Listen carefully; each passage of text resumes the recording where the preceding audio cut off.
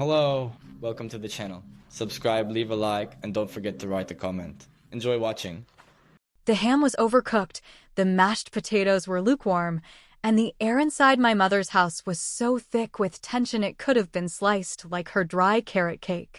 There were 11 of us at the table, squeezed elbow to elbow, chewing with the kind of forced civility that only shows up during holidays where no one really wants to be there, but everyone's too afraid of guilt to stay away. I sat at the end, like I always did, near the kitchen door and far enough from the head of the table that it was obvious who still got to sit in the shadows. My mother, Dolores, had positioned herself where the light hit her just right, the place my father used to sit, and smiled like she'd earned every second of the spotlight. She wore that coral pink cardigan she always pulled out for occasions that required polite venom, the one with the pearl buttons she wouldn't let me borrow when I was in high school, even though she never wore it then. I'd heard her rehearsing her little speech in the mirror earlier that day. She thought I was outside, but I'd only gone to the hallway to look for my charger. Something about turning over a new leaf and saying the truth in love. I should have walked right out then. The toast came after the second round of wine, Trader Joe's Merlot, because she thinks it makes her look earthy and frugal, not cheap. She cleared her throat dramatically, holding her glass like it was communion, and started with a line about family and tradition. My brother Mark chuckled beside me, nudged his wife under the table like he already knew something was coming. His kids were too busy with their phones to notice anything. Then came the punchline. Dolores looked right at me and said, and to Carla, who's still finding her path, bless her heart. It was the kind of southern sweetness that hits like a slap, and I felt every pair of eyes dart toward me, then away again, like they were afraid to get caught watching the wreck. I smiled, because that's what I do. I smiled like it didn't sting, like I hadn't given up the last 6 years of my life taking care of Dad while she gallivanted to bridge club and yoga retreats. I smiled like I wasn't still living in that cramped back room, the one that smells like Vicks and regret. But then, as the table went back to pretending to eat, Dolores leaned in not loudly, not theatrically, just loud enough that only I would hear it, which made it worse, and whispered, "You've always been a burden, Carla. It's time to grow up." There was no shouting, no flip table, no breaking of wine glasses.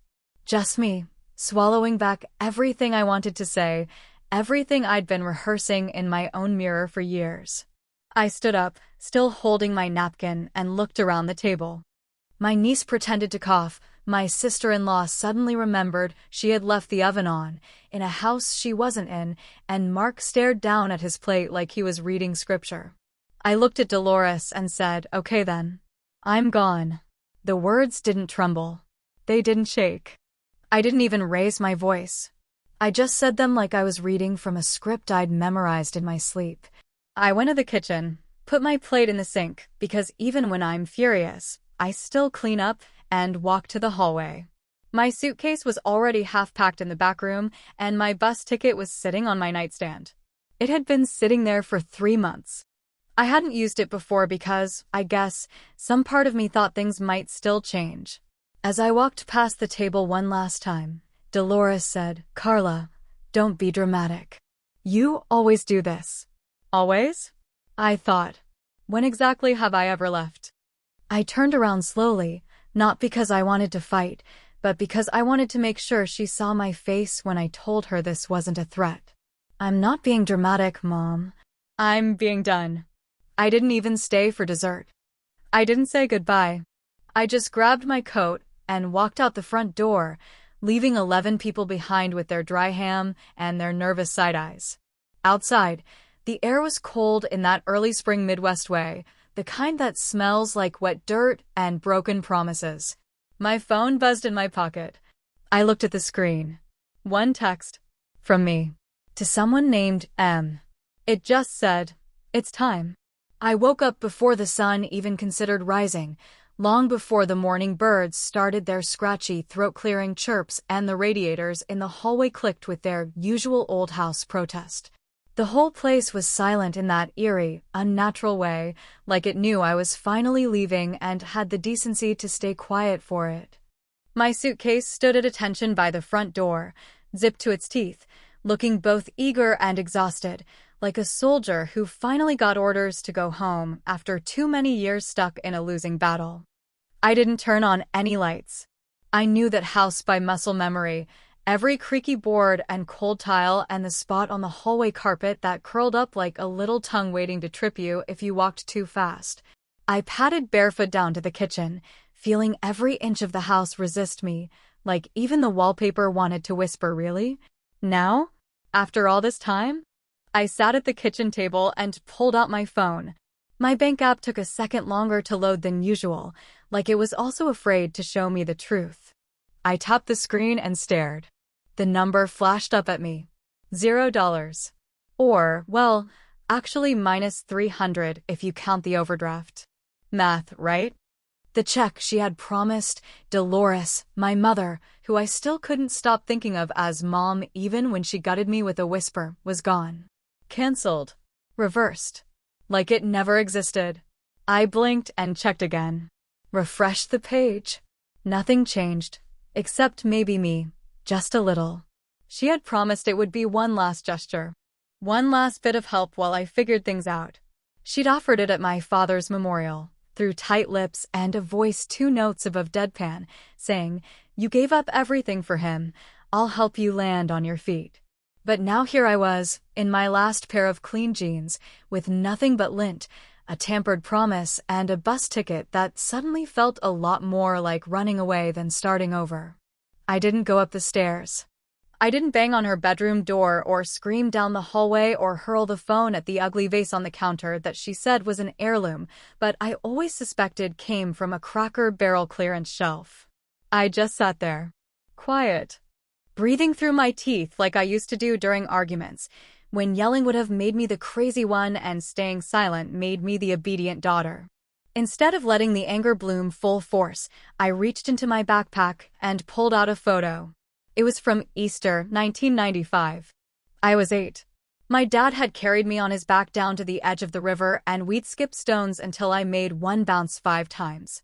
The photo showed him holding my hand like it was the most natural thing in the world. Dolores had taken the picture, reluctantly, probably, and she wasn't in it, which made it better somehow. She used to say he didn't love me the way I thought. She said he just tolerated me, felt guilty for something. Maybe she was lying. Maybe she wasn't. But even if the truth was twisted, I still remembered how he looked at me when I got that stone to skip across the water like a magic trick. That's a hard thing to fake, even for a man who knew how to disappear into his own quiet. I sent my brother Mark a Venmo request, mostly out of spite, titled, "Gas money plus generational trauma equals $300. I knew he wouldn't send it. He never took sides, not since high school, when our mom pitted us against each other so often that we started communicating in shrugs and eye rolls instead of full sentences. But still, I sent it. Because sometimes you just want to make a statement, even if no one answers back. I stood up, finally, and zipped up my coat. The air in the house was starting to wake, creaking slightly, like it knew I was minutes from being gone. I was almost at the door when I saw her. Dolores. Standing barefoot in the hallway, hair flat on one side from sleep, eyes red, face pale in that ghostly, unfinished way that only people caught between sleep and shame can manage. She didn't say good morning. She didn't apologize. She didn't even look surprised. She just walked closer, slow, and I thought for a moment she might slap me or grab my arm and try to stop me like some dramatic mother in a soap opera. But she didn't do any of that. She just reached out, touched my elbow, barely, like she was testing to see if I'd flinch. I didn't.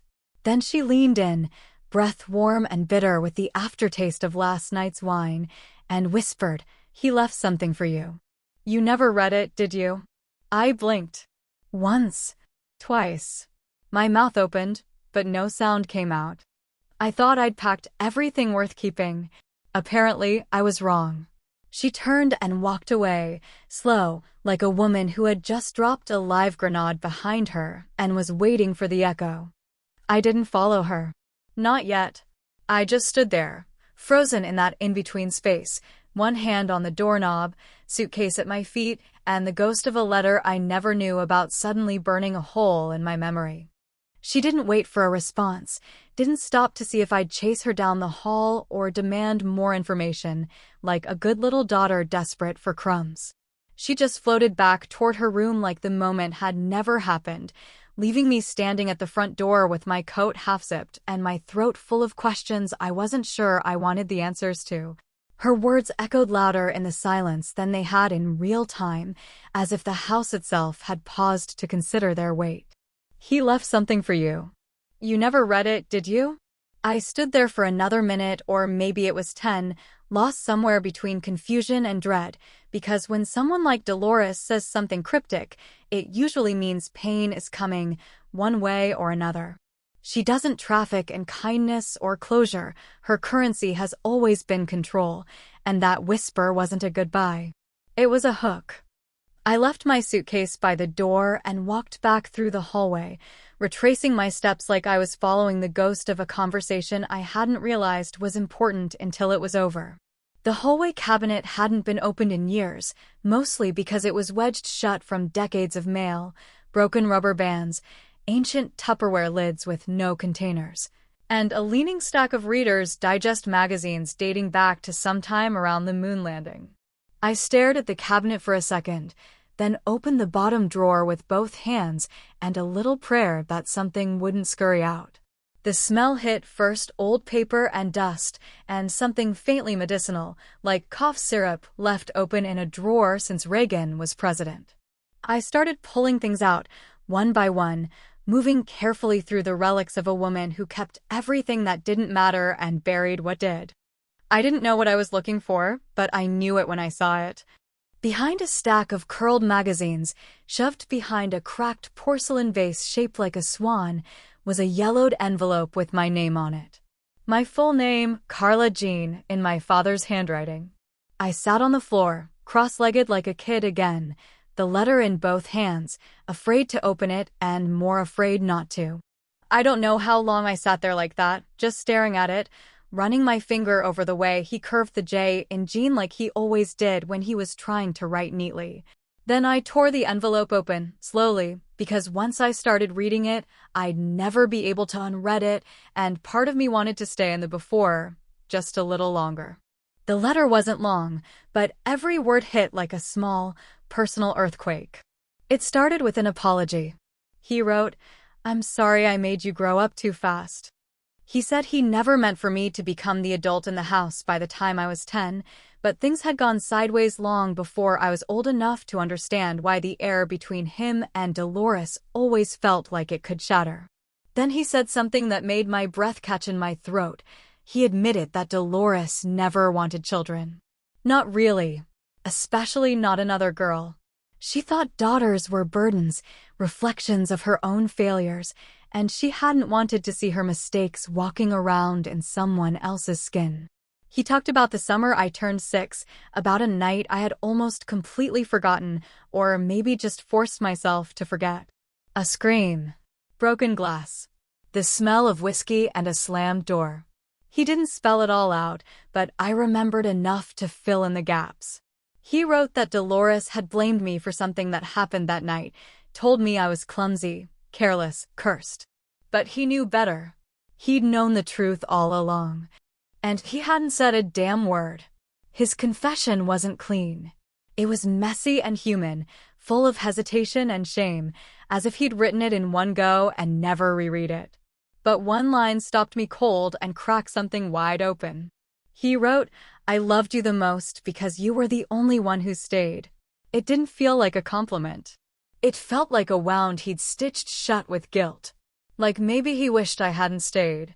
I finished the letter and sat there, hands shaking slightly, not from sadness, but from something else, something colder, something clearer. I folded it back up and tucked it into the inside pocket of my coat. Then I stood up and dusted off my jeans, the the same ones Dolores called juvenile last week when I wore them to the store. I walked back into the living room where my suitcase waited and sat down next to it, pulling out my phone with a steadiness that surprised even me. First, I called a lawyer, not mine, not yet, but the one who had handled my father's estate, the man who always looked at Dolores like she might turn into a snake if he blinked too slowly. I asked about property rights, about title changes, about documents I might have accidentally or not so accidentally seen on the kitchen counter 5 years ago. Then I called a realtor. Not because I was sure yet, but because suddenly I had options. Suddenly, leaving didn't just mean walking away, it meant taking something with me. Something real. Something that would hurt. I didn't know how long I had before Dolores sensed the shift. She always had a sixth sense for control slipping from her grip. But for the first time in my adult life, I didn't care.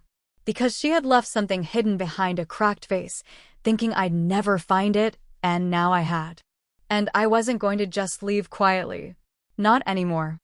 There's something unnerving about how fast the world spins once you finally decide to stop standing still, how quickly decisions that used to feel like cliffs suddenly become steps when you stop asking for permission to take them. By the time I left the house that morning, letter tucked safely in my coat and suitcase in the back seat of a borrowed car that smelled like pine-scented air freshener and stale fries, I'd already made 3 phone calls. The 4th was the one that mattered. I sat in the back corner of the coffee shop on the edge of town, the one with the wobbly tables and the weak espresso, and dialed a number I hadn't used in years, but still remembered better than my own. Ronald Greeley. The voice answered on the second ring, same as always, clipped, tired, and just this side of polite. I didn't waste time. It's Carla. Carla Jean. There was a long pause, like he was turning the name over in his mouth, remembering how often it used to come attached to trouble. Then, what can I do for you, Miss Jean? I told him about the letter. I told him about the house. I told him everything except how badly my hands were shaking under the table, because that wasn't the part he needed to know. I expected pushback, hesitation, legal mumbo-jumbo that would slow me down or make me second-guess, but instead, Ronald said 5 words I hadn't expected. She never read the paperwork. The house, he explained, was never solely Dolores's.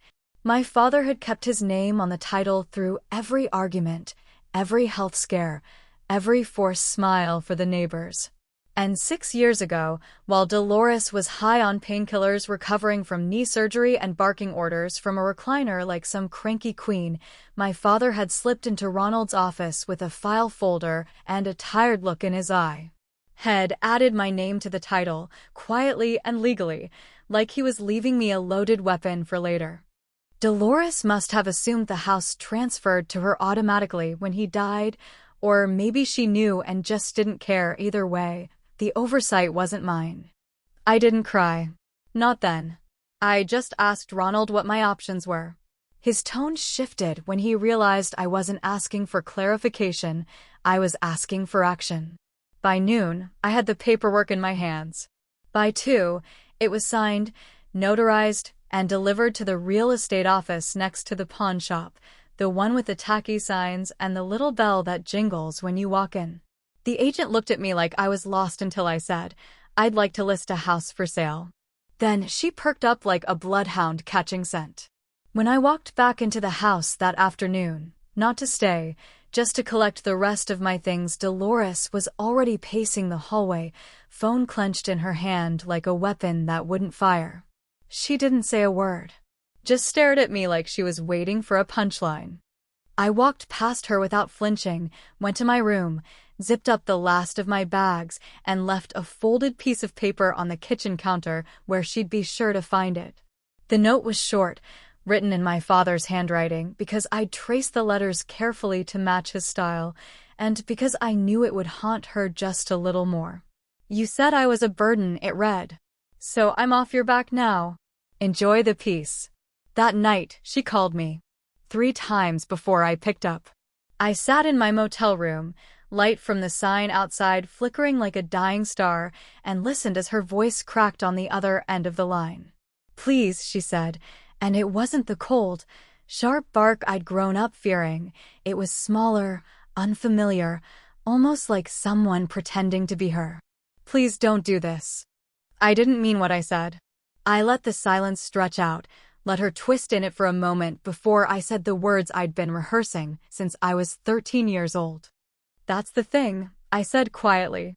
You never mean what you say, but you always say what you mean. She didn't respond. I heard a breath, then the click of the line going dead. I didn't call her back. I didn't cry. I didn't feel victorious, exactly, because victory implies some kind of joy, and there was none of that. There was just space, distance, an absence of weight where something crushing used to sit. It wasn't revenge in the way most people understand it. I didn't key her car or scream in her face or post some long, angry rant online.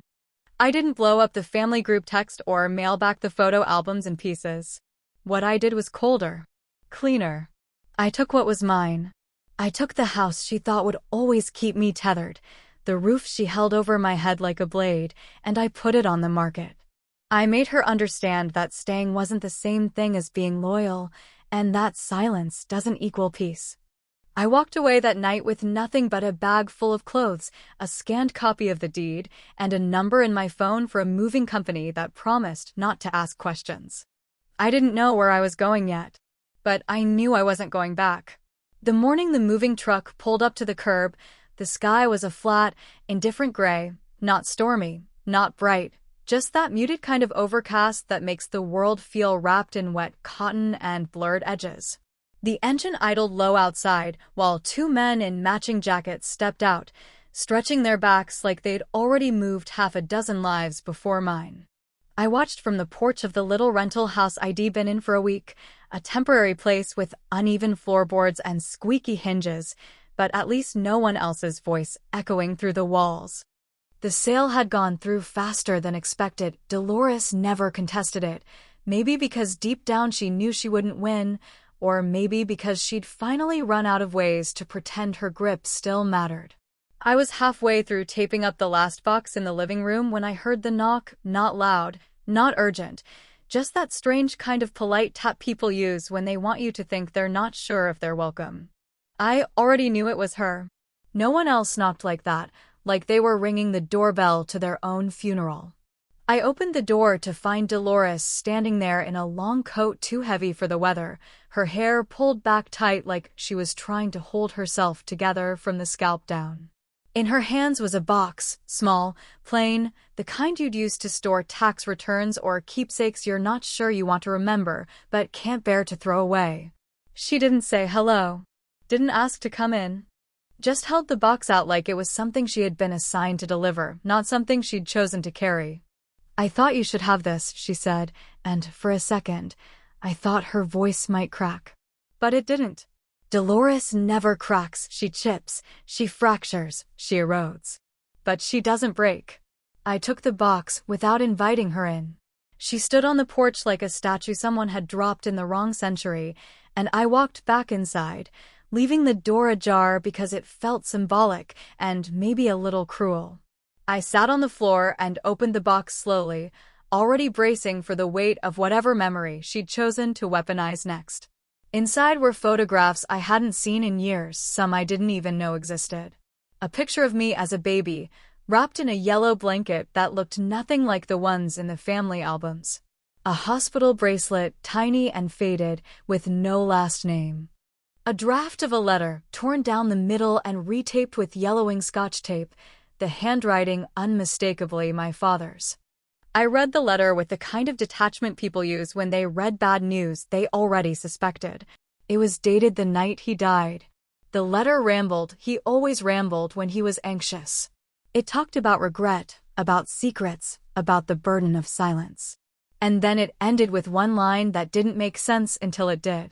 She's not mine. I didn't carry her. At first, I thought it was a mistake. A slip of the pen. But as I looked back at the pictures, the bracelet, the box, I realized exactly what he meant. I wasn't hers. I wasn't Dolores's daughter. I had never been. I was the daughter of another woman. Someone else entirely. Someone who had disappeared before I could ask the questions that now flooded my throat like bile. My father had loved me enough to keep me, raise me, and lie for me, or maybe lie to me, while Dolores had resented me every single day and stayed anyway. Out of what? Spite? Guilt? Appearances? I turned toward the doorway where she still stood, stiff and unreadable, like she wasn't sure if I was about to scream or collapse. But I didn't do either. I didn't cry. I didn't demand answers. I just stood up, walked over to the side table, and pulled an envelope from under a stack of final papers. I handed it to her. She hesitated before taking it, then opened it slowly. Inside was a copy of the house sale proceeds. Half. Her name nowhere on the deed, but her bitterness etched into every board and every window pane. I gave it to her not because she earned it, but because I didn't want it. Not all of it. She looked at me like I'd slapped her with money. "You're giving me this?" she asked, barely above a whisper. I shrugged. "I'm not like you." That was all I said. There wasn't anything else worth adding. She didn't thank me.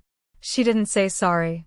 She just held the envelope like it might burn through her hands if she wasn't careful, and then she walked down the steps, not looking back, the hem of her coat brushing the ground like a worn-out curtain finally closing.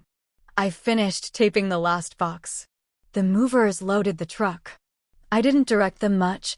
I just pointed, occasionally nodded, mostly kept to myself. I was tired of explaining anything to anyone. When everything was packed and the truck door slammed shut with a final metallic thud, I got into my car.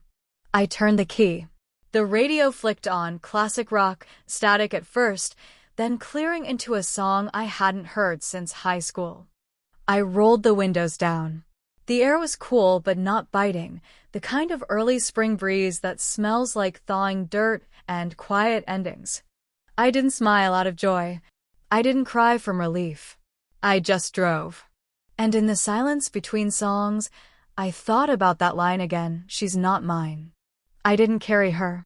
I wondered what he meant exactly, whether the lie was his or hers, whether the truth had ever mattered to either of them as much as it suddenly mattered to me. I thought about finding her, the woman who had once held me. I thought about never looking back. But mostly I thought about how, for the first time in my life, I was finally driving away without asking anyone's permission to leave. And that, more than anything else, was enough. For now.